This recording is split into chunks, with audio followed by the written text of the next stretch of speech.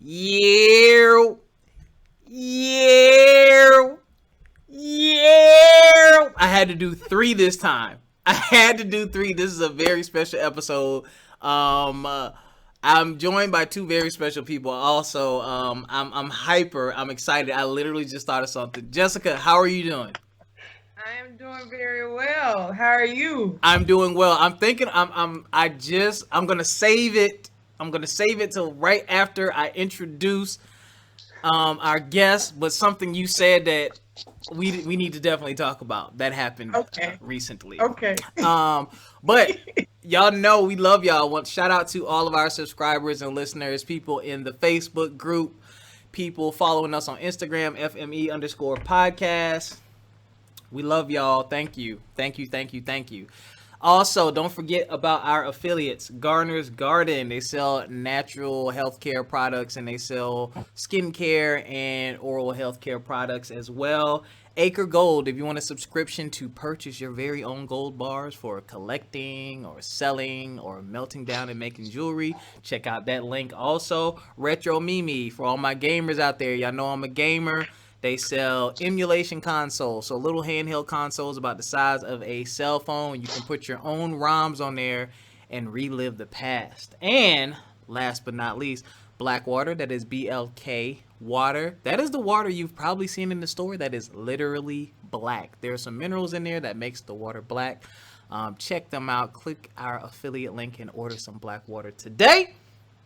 Now, I'm hyped. I'm feeling good. Me and Jessica had a great conversation earlier today, which re-energized my spirits. I had a great weekend, which also revitalized my spirits. And Oh my God. That's what we're doing today. listen. Another episode, another day. But hello. I cannot drag our guests into that foolishness. Do not. But how are you doing, Jessica? You good? I am well. No complaints, man. It's been a very interesting week. Intense week, none the least. And I'm here. I'm present, accounted for, and thankful for that. Well, I'm glad you're present. I'm glad that we are connecting more both on and off the show, and you're letting me into your life. I really appreciate you, and I'm thankful for you. We're going to push this thing forward. Likewise. Ladies and gentlemen, we have a very special guest. I'm about to say some things about this brother I've never said to his face, but he's probably felt these things. So, he is someone that I would call an excellent example of black excellence. When I met this brother, I was working in a program called Freedom Schools. And when I first met him, he kept it 100 from the jump. Most people don't keep it 100 with you. They like to tell you what you like to hear, like to make you feel good and comfortable. He's like, bro, let me give you the 411. And it's always been like that. He is a huge advocate for the community and making sure that our kids are taken care of and that they are being shown the right way. It's really easy to get lost out here in these streets. And I will say this about him, and he may be modest to not say it, but he saves lives. I really feel like this brother saves lives. He's definitely helped me out greatly. One of the last people I met and talked with before I moved from South Carolina. We had some really great conversations. Gave me some great relationship advice because this brother is also a family man and just an excellent example of what it is to be a black man in America. Ladies and gentlemen, Mr. David Hutchinson. Woo! Appreciate the love, man. Welcome. Thank you guys for having me. Thank you for being a part of this. Jessica, David, we have a new president. Yes, we do. We do. And I could not be more happier about it. We are well overdue, and I think our country needs something more inclusive and Nothing is perfect, but I am really happy for a new reset, a new start. Because I think that Black people have felt this for a while, like felt a pressure, a weight, and it's something that we haven't been really able to describe fully. But yeah, we needed this. The world needed this. So for sure. True indeed. True indeed. How you feel about it, David? Man, I'm just listen. I'm gonna be honest with you. Oh shit. Monday morning. Monday morning gonna be real funny because you go. It's gonna tell everybody who was anybody that went the other way, but it's also gonna tell. For me, it's just I gotta strive even harder. We just gotta work harder, and yeah, I'm excited. I really am because we went through. If you survived the last 4 years, you can survive anything. Yep. Straight up. Because it's been shots fired on a number of levels from a number of different perspectives. Right. When you think about it, like, I mean, we're always at the top of everybody's like shooting list, like always. Just literally and figuratively and literally, unfortunately. Yeah. You know, so it doesn't get any lighter, but I mean, we just gotta move into it. But I promise you, I'm gonna be laughing on the inside. It might be laughing on the outside because face is gonna be real tight. Oh yeah, I'm not even gonna shout you. I'm looking at where you work. Yeah, I was there. I was there at the beginning of the 4 year, and it was like a funeral. And the looks I was getting, like, don't look at me, don't talk to me. And sitting next to people that voted for Trump was just like, yo, you teach Black and brown kids every day, and you voted for this man. Like, our Hispanic students were coming to school crying, saying, Mr. Wilson, my family's going to have to go. He said he's going to send all Mexicans back to Mexico. Like, this dude had hundreds of children crying. But yeah, that motherfucker gone. How you really feel? Joe Biden, Kamala Harris. Thank y'all for stepping up. Thank y'all for doing the work. I really hope that y'all are able to push through this student loan thing. A lot of people have been joking about it. I've joked about it, laughed about it. But dead ass, that will be a huge positive impact on just so many people's lives and just the economy as a whole. Just helping people's, get on that right course, and I think it's deserved too. It's deserved. I mean, threw those HBCUs in there specifically as well. So, and then just fixing some of the existing programs, For sure. And I like that. Some of those existing programs, they're cool, but they're very strict. And if you fuck up, you're done. Like, you got to start over. And I mean, 10 years is a long time to give your life to something, Right. So, right. I'm sorry. I'm just, whew. So, yeah. Feeling good. Yeah. My timeline about to be light. Ooh, y'all about to be gone. Let me tell you. I love it. I don't even want to see y'all complaints about this presidency when y'all ain't say nothing these last 4 years. Y'all ready to complain now? Nah, I won't see it. All right. Enough of that. David, thank you for joining us once again. I told you I was gonna drag you on here last time I talked to you, so I'm a start. Hopefully, I'm not stealing the question from Jessica. No. Tell us about your inspiration, not in a bad way, but I'm jealous because I don't remember my grandfather at all. He passed. I don't remember how old I was, but I don't remember him at all. Don't remember meeting him. Couldn't even tell you what he looks like. Tell us about how your grandfather inspired you. Man, you took me back. So that particular question hits heavy, and I said it because recently I read in my journal. I had a journal I had some years ago, but how he technically inspired me from a young man growing up with my mom, who was she was my role model. She was the only parent that I saw that lived a lifestyle that was, I guess, going in the right direction. Because my daddy was stuck in the whirlwind of having a good time. No pun intended. But mom just, put her best foot forward. But my grandfather, I fixed my eyes on him because he was the father of 10 kids in the same house. He was a pastor. He was just a decent, average man that just wanted the best for everybody. But also, if he didn't have nothing to add to your life, he wasn't going to say anything at all. Ooh. So those few things resonated with me. And at the age of 14, like, I can tell y'all the day, the temperature, what I had on, what grade I was in. When I learned that he had passed away, definitely took my whole little world for a whirlwind, being a young teenager. new into the teenage age or whatever.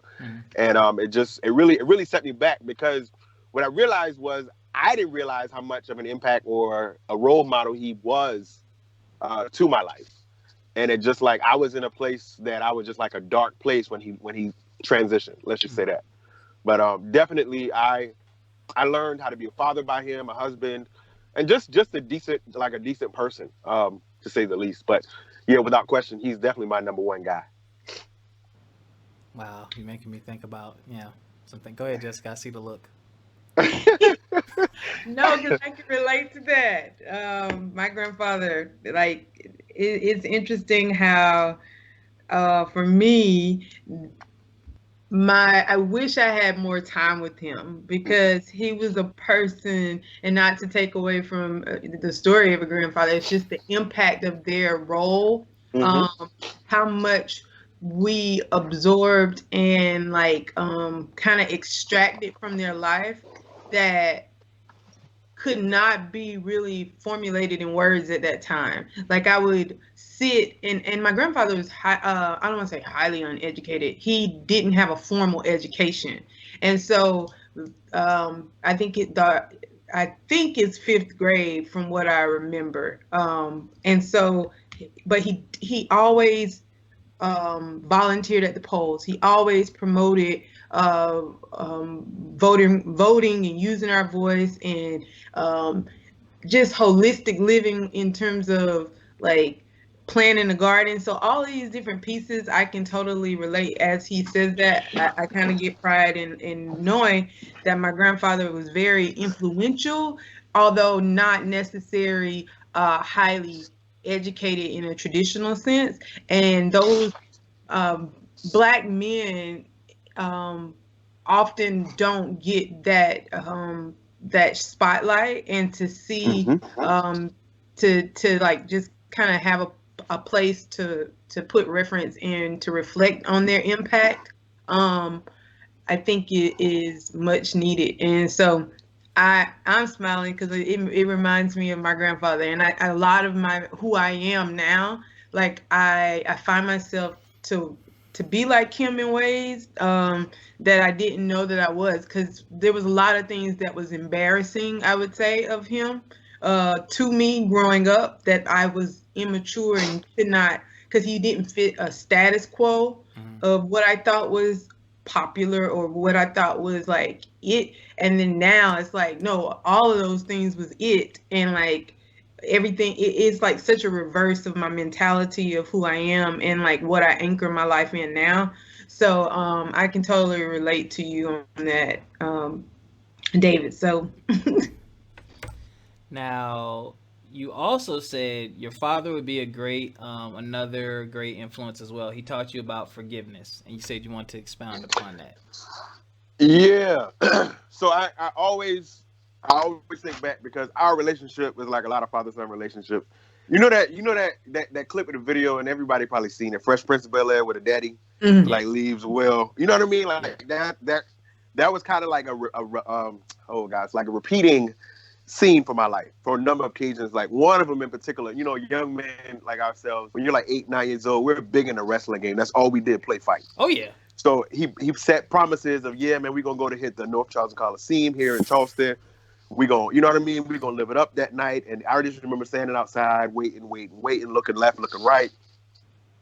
The Joker nowhere in sight.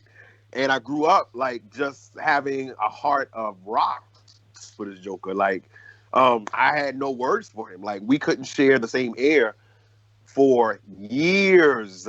When I say that, because like, I want to say this was from like teenage up until mid-20s ish. And it was just heavy on me. Like, it was really, really heavy. And I think when my oldest child is 12, Madison, she came into the world, and I remember like we were speaking, but it wasn't like what I would consider a balanced relationship, like with communication. We were speaking, and ultimately, I just told him straight up, listen, if you break her heart one time, you ain't got to worry about it. But I say that because like he taught me forgiveness, is because I had to release myself from the thing that he didn't do to be a better parent to my children. for a different perspective. Mm-hmm. And I say that too from a teachable point because, like, I mean, we're probably going to talk about it later, but just the impact of working with young people as well. I can't stand for something or push something on them that I'm not myself moving in such a way. So Yes. that was a big deal. And to be honest with you, it made us way better. And I ended up finding out how much similarities we have in common. Mm-hmm. He passed about 4 years ago, but I would honestly say we got things right. I would definitely say we got things right the last 8 years, but the last year and a half, 2 years, we were inseparable. And it was definitely, I feel like it was the best ending to a book that you could ever, or a chapter of my life that you could ever give, to be honest. Wow, that's beautiful. Yeah. That y'all got me going deep, man. It's too early for this. That's the point, man.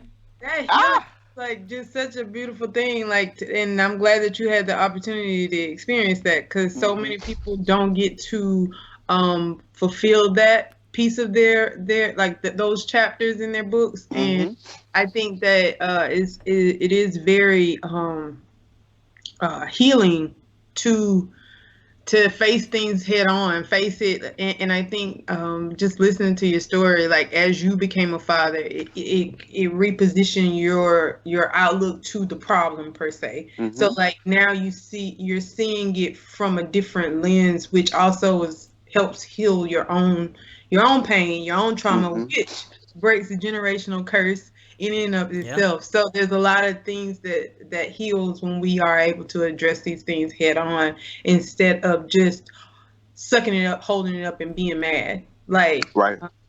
Because I think that's what a lot of us, we all have had situations where that is where we stay. We just stay on that. I'm mad. I'm not doing this. I'm not talking to you.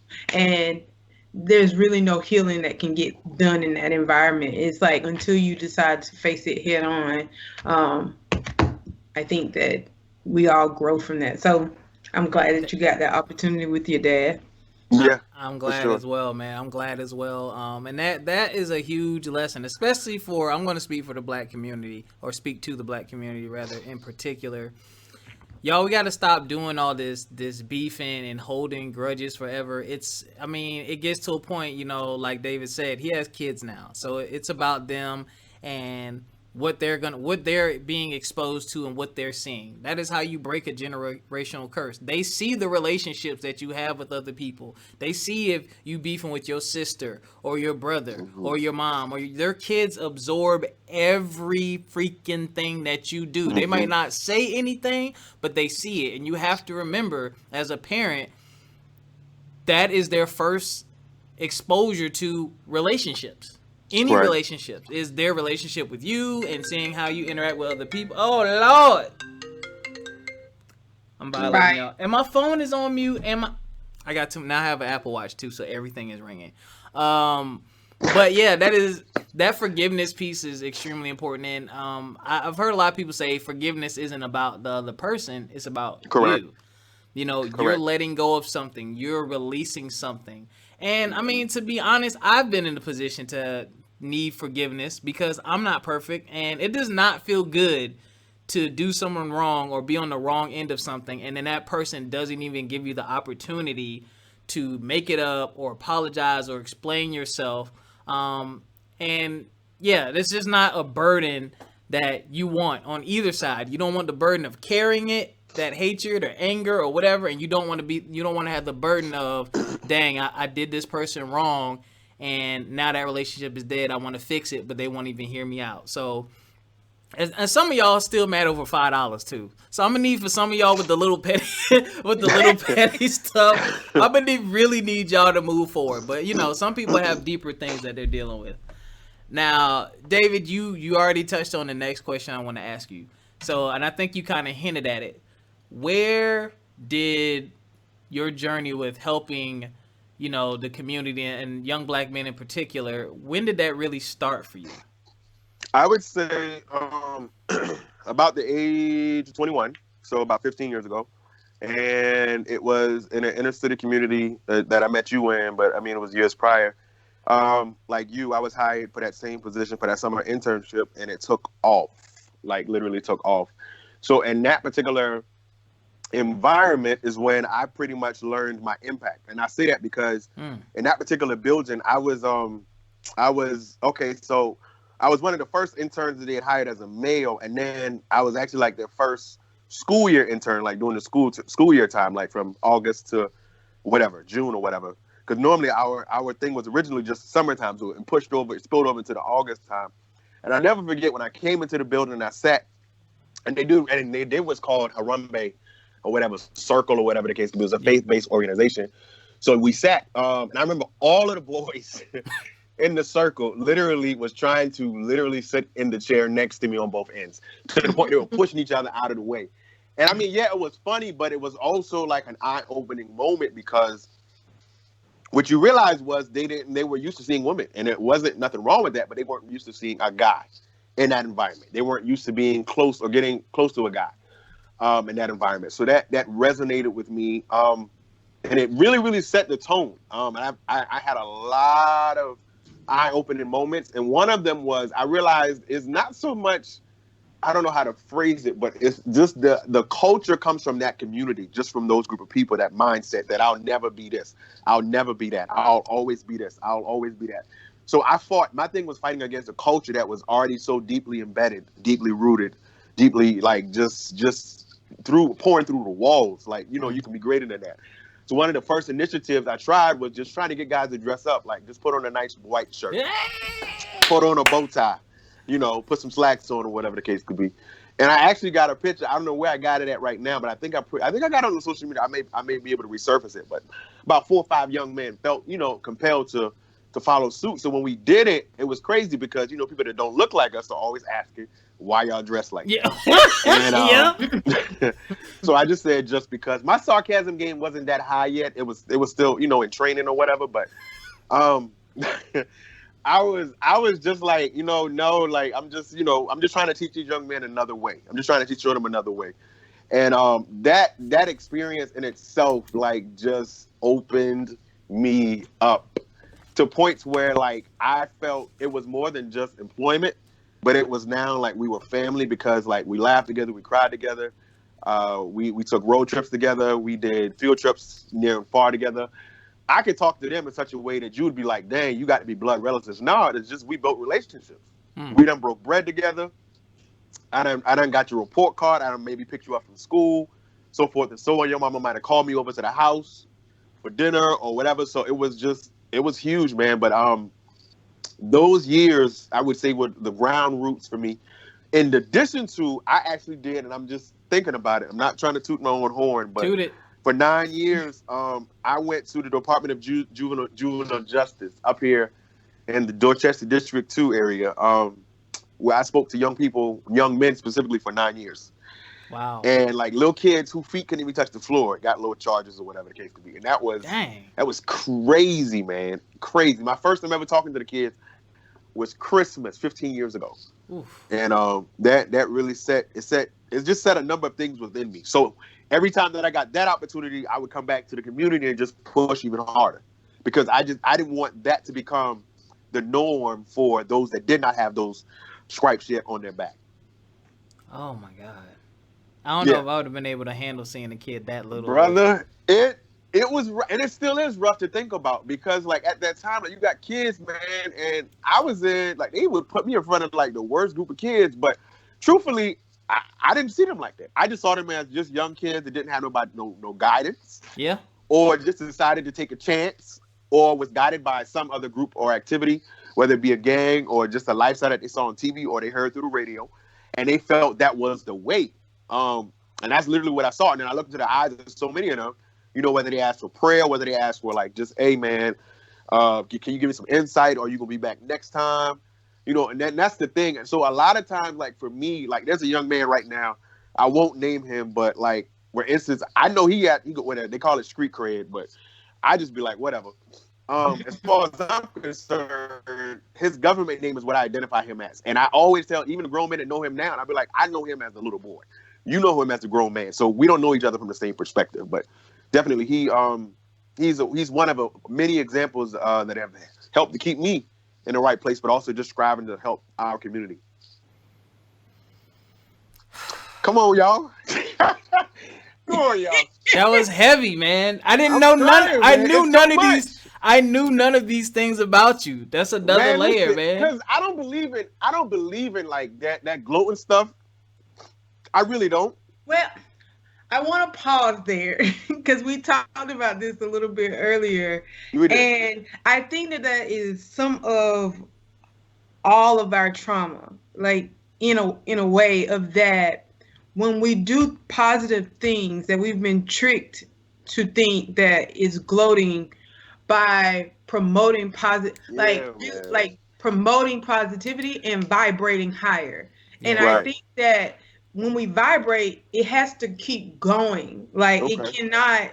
And like I think that what the work that you're doing, I'm over here in the background, like kind of taking a step back, listening and just really listening to the impact and like what I hear is a life that chose you that you didn't necessarily choose. Like you go into situations and you go into it thinking like I'm gonna go and do this internship because we all have these personal goals, these personal strides to like I want to do this thing. This is what I'm going for. I want to do an internship. An internship looks good on my resume, and I'm not trying to write your story or prove it, but like in you being willing to like better yourself, it positions you now to better other people's lives. And I don't know why I'm getting so emotional, Lord Jesus. But and I mean, I'm really like just dissecting this because I'm hearing your story for the first time. I don't know you. I just met you right before the call, and like to hear that, it's just like it hurts me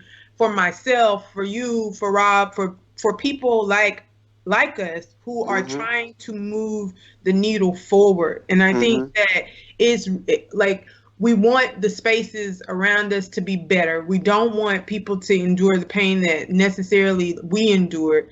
And for some reason, I feel like the enemy has tricked us to thinking that when we vibrate higher and when we really keep moving that thing forward, that is it's called gloating, and it's not. It's called vibrating. And we're supposed to do that. We're supposed to be salt in the earth. We were supposed to be changing this world, and we should not be embarrassed about that. We should not feel like that's gloating, because when you set your intention and you set a positive intention and you come with a pure heart, I really do believe that that is what will manifest. And so as a Black man, I applaud you for your work, and I don't want you to ever feel like that is gloating. And I think that more of us, we have to find a way to unite. Like we have to find a way to bridge the gap. We have to find a way to really bond together and not on collaborating just for the sake of collaborating, like collaborating to like do good in this world, because we all come from humble beginnings, like these spaces and places where I know people gave me a shot. I know I don't know if like who I rode the coattail of so many people, like my dad, like my mom, like places that they positioned me, even if they were not in the room, they positioned me to be in the room. And it's like now is the time that we stand in that voice, like we stand in the good. Like you said something that stood with me just now, or stayed with me, in that I just saw kids. I saw kids that was slightly misdirected. I saw kids that just like bought into the hype, the hype of what they hear propaganda on the radio. And it's like, but at the end of the day, your vision, your sight saw just a person, and you connected with the person. And like you said, we don't have to be blood. We formed a relationship and established a bond in a relationship, and those are the things that make I don't know, the word rewarding. Like me and Rob, like our relationship just in this last couple of months, like since the pandemic, like has grown drastically. And here we are, and we have common purpose, commonality. And I think that is the piece that we have to pull those layers back as a culture, because I think we've shrunk for so long. And it is time out. It's time out for like it I don't know. Like I'm gonna pull back, but I just feel like we have to Yeah. be okay using our voice. We have to Yes. be okay Yes. like doing good and being Mhm. proud of the good that we do. You And we cannot feel like that's negative just because so many people have told us all like, who do you think you are? yeah. Like I am important. That's who I think I am. I am valuable. That's who I am. Like I have power. I have a voice. I matter. And I think that going back to the election, all of these different things, that this is why this is such a critical point in history, like because we sitting back and like just not like just sitting back, this is how we got here. And I think now is the time to pick up the speed, to pick up our voice, pick up our torch, do the work that we're supposed to be doing, and keep making impact and keep striking the pavement and moving this thing forward. So that's all I have to say right now. Woo! I heard your heart. I heard your heart. You know what? I receive it though. I do. I do. But I receive it. I do. Yes. And I mean, there's on. something. There's somewhere I want to go. Like right now, I don't know if Rob is okay with it, but I Freedom of I speech. guess I just want to say, like, as far as, and this is to my sisters, that I feel like let me tell you something about what I love about our women. Our women are so beautiful, and I don't mean that from the perspective of outer. Like, I think the world has taught us about eyebrows and cheekbones and lips Ass. and hair and you know, I got to have the right waist size. But let me tell you what beauty is that speaks to me is when she sees in her man what he don't see in himself. When she can just live in her own beauty, like knowing, look, I can put on this tank top and some jeans and be just as beautiful as the day I was and the day that I wore the wedding dress that I'm wearing, or the day that I met my next whatever. Yes. And I just feel like from a perspective of like our African American women, like you guys are so strong. And I say that from the perspective, let me tell you when it changed for me. This is real. The day that my daughter was born, April 27th, 2008. It was a Sunday. It was literally a Sunday. And I watched the head of my child come down the birth canal. And I watched like just new life come through and breathe her first breath. And I looked at the person that was pushing her out, which was my wife at the time or whatever. It was just a beautiful, beautiful thing. And I feel like you ladies, all of you African-American women, and the thing is, I can go so many places right now, but you guys are so amazing and so strong. And I would say so overlooked. Let me just say that. Overlooked and underpaid, that persons like myself, who really look at it and realize it, like, I appreciate you, not just for the sake of a good song or a good melody or a good hook, for the sake of selling an album or the sake of putting you on a Hallmark card, but literally you are the shoulders that us African-American males, those of us that got a little bit of common sense, realizes you guys have been keeping us. Even when we step out, even when we don't do what we're supposed to, y'all literally keep us together. Yeah. And I just see it as that. So I guess one of the other things is, it's like, I don't really know how to say it. I don't know if I really want to say it, but like, I take on a position of fatherhood from a perspective of, no, that's not my son, or no, that's not my daughter per se biologically, but that is my responsibility. Yeah. Let me just say that.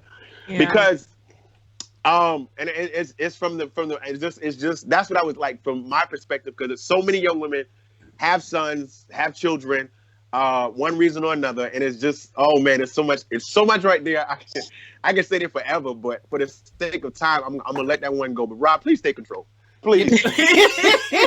What I tell you, Jessica, this guy. Please take control. No, what you just said to me is like the very essence of that part when you said, that's not your biological child, but that's my responsibility. To me, that's the very essence of community. And I wish that, that's how I grew up. Like, my neighbors, I knew on left side, right side, across the street, behind us, I knew all of our neighbors. They knew me. And if my mom wasn't around, they became mom and dad. And they made sure I was in the house. If I fell and skinned my knee, they would come give me the first aid and bring me home. Like, there was a real community there. Now, with the black woman thing, whew, y'all already know how I feel about our beautiful queens. I didn't even want to continue this podcast without a female co-host, without a black female co-host. Like, that was a goal. That was one of the I said I need a black woman's perspective on this podcast. I need it because the value is there. Y'all see things that we don't see, and y'all will go through things that we'll never be able to go through and experience, like giving birth and carrying a child. So it's like y'all's perspective is infinitely valuable. And I also want to say this as well. Dang, David, you got me taking this to another place. I'm sorry, man. So I'm going to get very personal right now because this is you done took the conversation there. So even when I look at my past relationships and those women, they were always beautiful women, and they're still beautiful women, and I was with them because of what I saw and what I was experiencing with them. Even though we ended up parting ways for whatever reason, I let all of them know that you are still valuable, you're still beautiful, you know, this relationship wasn't for you for whatever reason, but continue to work on yourself. Don't let the fact that this didn't work out tear you down as a person. You know, reflect, keep building, but you have these qualities. Focus on these qualities, improve these qualities, and whatever else you're falling short on, continue to work on it. But do not lower or devalue yourself because this relationship didn't work out for whatever reason. I think that is really, really, really important because sometimes people get kicked when they're down. Like, it's like some people love to wait for you to mess up to say, aha, I thought so, and then we stay there. We cannot stay there. And I like to tell a lot of women that, like, value yourself. Know your worth. Know your worth. Know your worth. Look in the mirror and tell yourself you are worthy. And talk to yourself about all those things that make you beautiful inside and outside. And carry yourself as such. And don't let any and everybody into that space. If they are not worthy, then they are not worthy. Tell them to go get themselves together and maybe they can come back later. But that is why I love and cherish our beautiful Black queens. Well, thank you on behalf of all the Black queens. Since I'm the only woman on the call right now, I'm gonna say thank you to both of you guys for saying that.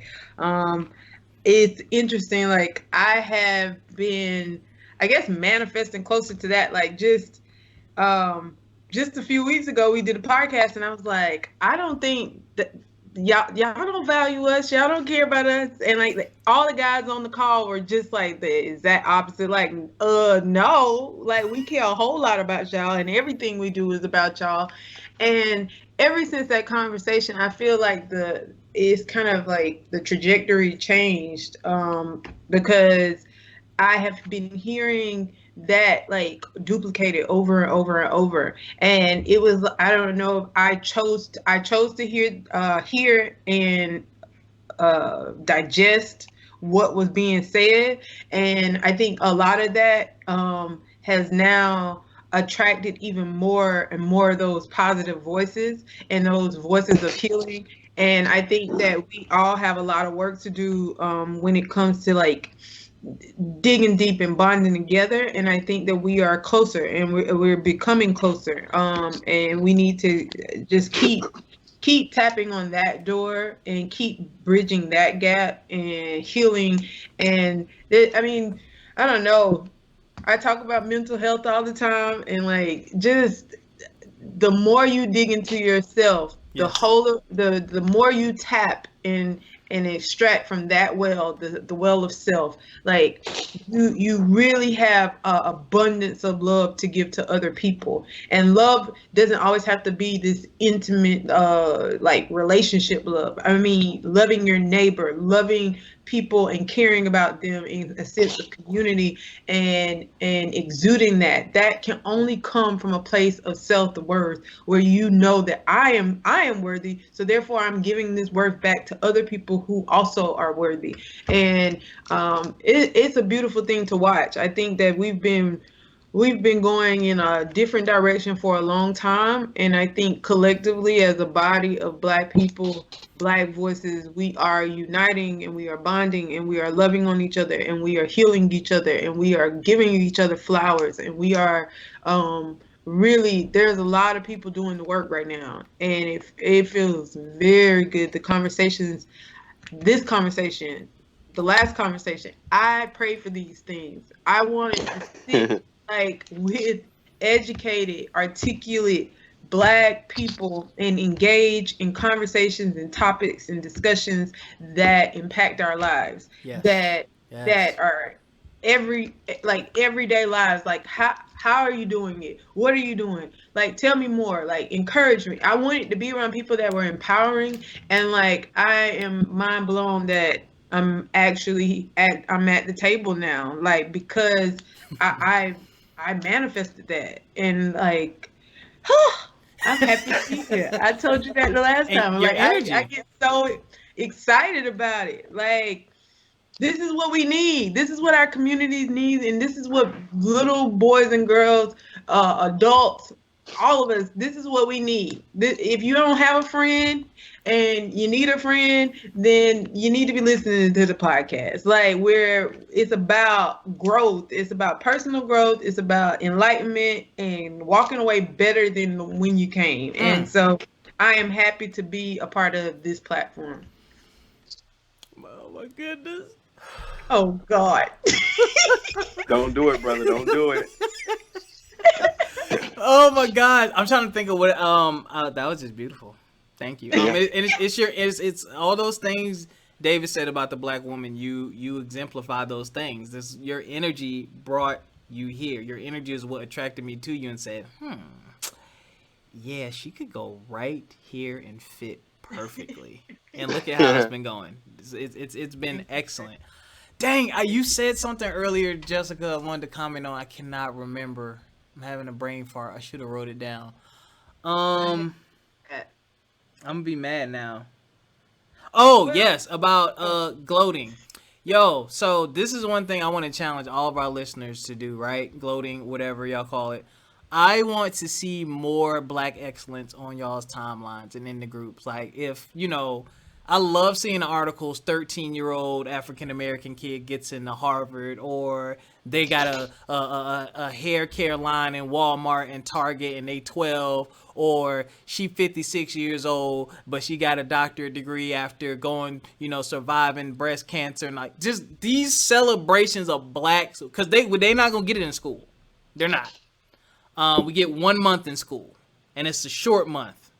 And I know what my coworkers be doing. George Washington Carver everywhere, but we're not gonna go there. You have a few teachers that kind of, not to take anything away from those people, but Dr. Martin Luther King Jr. and they, not to take away from them, but we do have some teachers that will shift and say, hey, use this list. Let's find some more modern day African Americans we can talk about. But yeah, we need to definitely highlight that. This is another challenge for you. If you're working, like us, got a podcast, our listeners are growing, our viewership are growing. I'm going to talk about it. I'm going to promote that. I'm going to share that positive news. And if somebody has a problem with it, maybe they don't belong around me. Try it and see what people have to say about it. That'll tell you a lot about the people who support you and a lot of people who don't, and who's actually jealous. Because that's where it comes from, I think.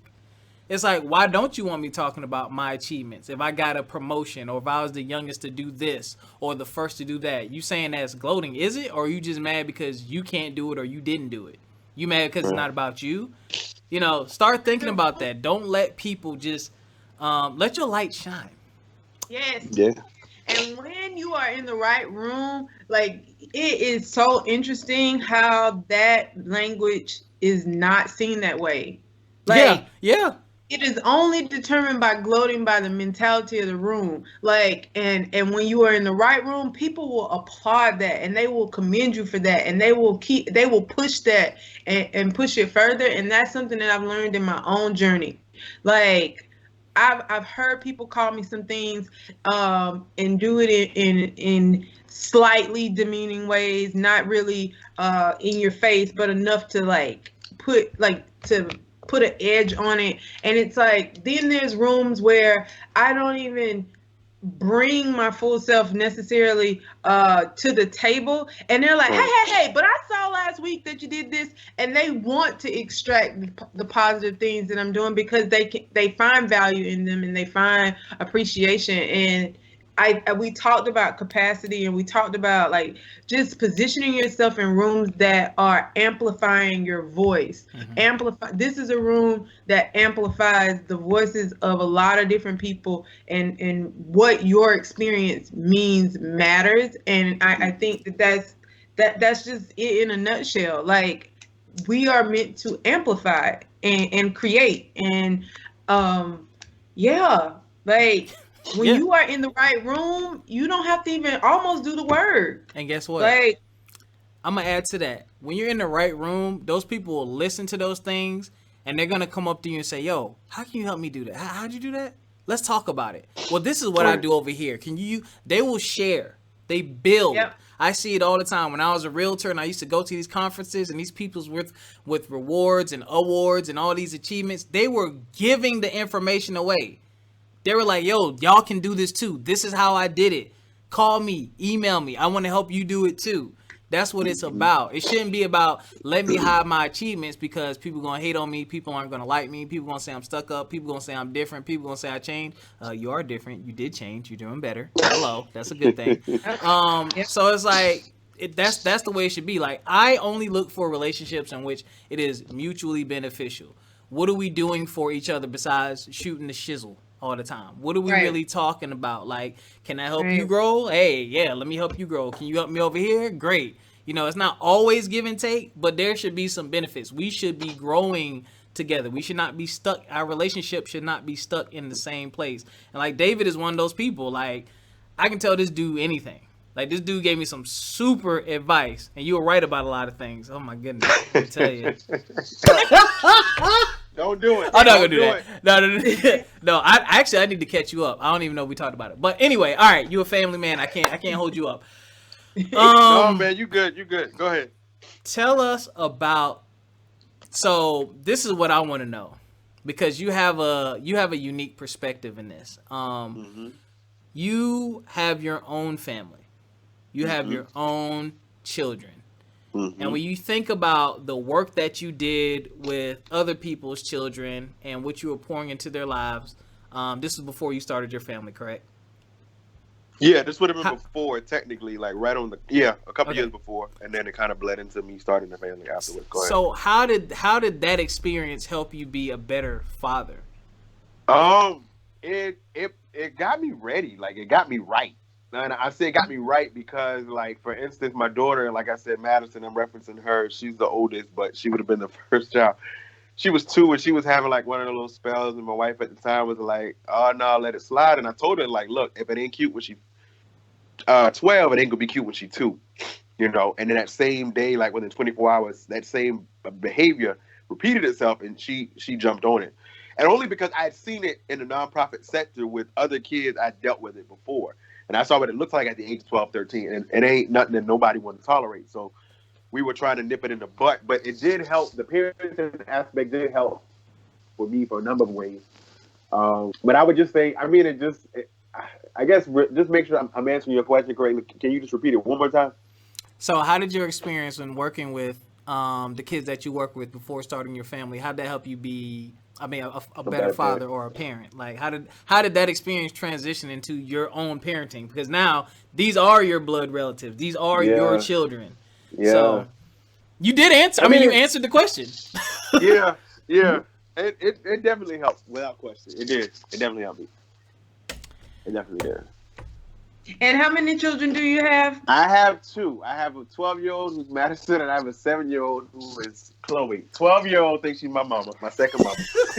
And my 7-year-old thinks she's my second wife. Real talk.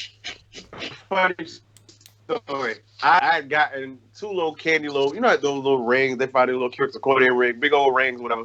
Little plastic little thing. My daughter literally my youngest daughter made me get out on one leg and proposed to her. Like, literally, she wanted me to put the ring on her finger. She was like, "Yeah, and I'm gonna be a wife one day." And I was like, "That's a good way to look at it, as opposed to anything else." Whatever case. So it's never a dull moment with those 2. Never, ever. I am the daughter of well, my dad has 3 girls, so I'm the middle of 3 girls. So I hear that you, not that you have anything to compare it to, but in comparison to mentoring young men, how did girls change your life? Man. Man. Whew. Girls changed my life. Because the approach is different. And I say that because, like, guys are guys. I've been a guy all my life, and I thank God I've been a guy all my life. I wouldn't change that for nothing. I wouldn't change that for nothing. This is why people like he and I can't be on a recorded call, because stuff like this happens. Where he just wails for no reason. Okay, whatever. I'm gonna leave that right there. But girls is like their approach is different, and I say that that's not a bad thing. It's just you gotta approach them differently. So my girls, like my oldest, she's a whiner. My youngest, she's not a whiner. She gonna find your weak spot. She gonna find it somewhere or another. So everybody got a strategy. Versus boys are just boys. Like I just, you kind of know what to expect from boys. So this whole deal of parenting girls or handling young ladies versus guys, I would say the girls, even from the work perspective, they got the lesser of the aggressiveness versus the boys. The boys just got all of it in between, all of that, because that's just what I just know what's coming. So I figured if I go ahead and jump ahead of it aggressively like I should, then it's just I feel like I'm solving problems there. And I think that's why, like, I guess even like right now, even to the capacity like me working with kids again, here now, and these kids here, elementary age kids, I can see it. I can see certain things. So I'm trying to stop it and speak to it, and I can just, kind of just deal with it. But my girls, they pull on my heartstrings every single time. Yeah. You softy. Yeah. Whatever, though. It's okay. Whatever. It really is. It is just okay. Wait your turn. Just wait your turn. Huh? Wait your turn, bro. Don't say that.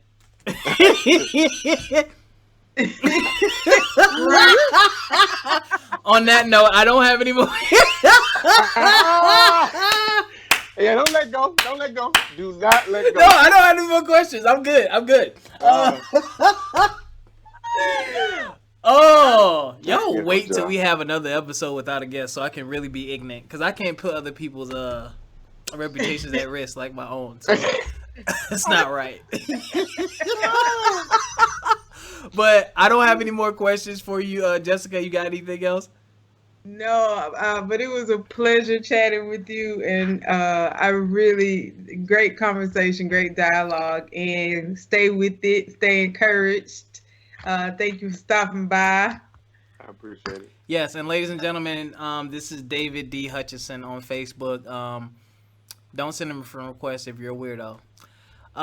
Please don't. Please, you're going to sit there for a long time. I ain't got time for you to sit there and watch me. No. I lied. I do have one more question. Please. What do you have to say to the young men? Or, hold up. What do you have to say to the mentors out there that are working with our youth today? What words of wisdom or advice do you have for them? I would just say, I mean, if you've given all that you've given and you're doing the best that you can, I mean, just plant your seed and just let it take harvest. Your work definitely doesn't go unnoticed, and I know a lot of people are doing a lot of different things for a lot of different reasons, and that perspective or whatever. But just be, just be what you need to be for them, and if you can't, you can't. You know what I mean? And that's ultimately what I would just give there. But I would just say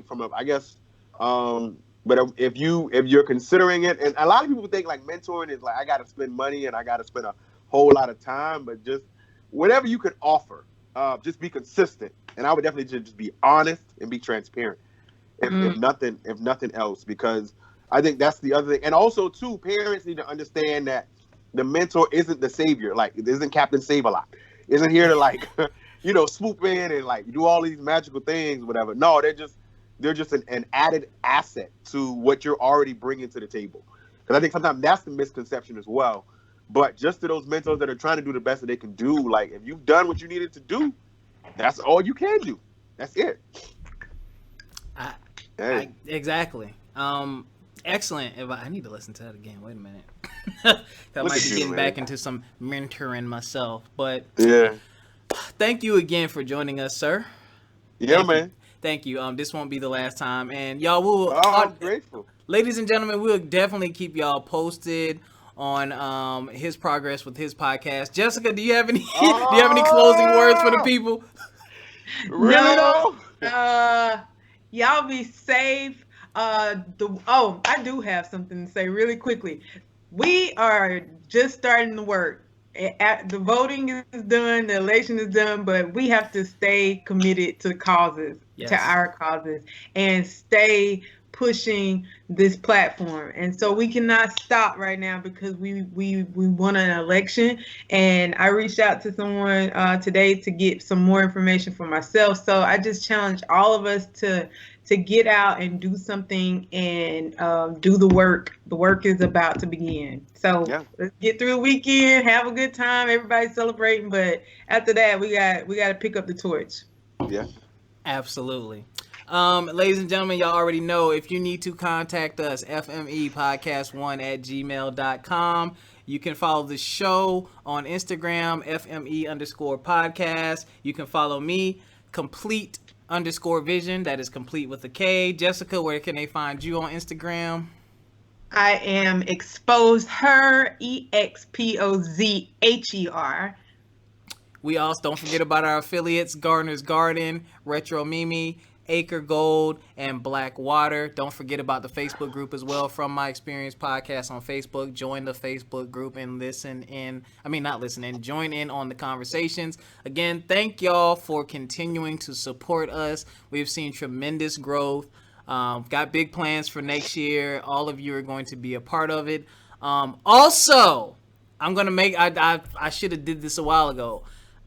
There'll be a giveaway in December. Somebody will be getting a gift card. So somebody in December is going to get a gift card. I will butt heads with Jessica on some rules and stuff like that. And we're going to put that in the Facebook group. Or we're going to put it on Instagram. And y'all can enter for a chance to win a gift card. It'll probably be an Amazon gift card or a Visa gift card. So you can get whatever you want.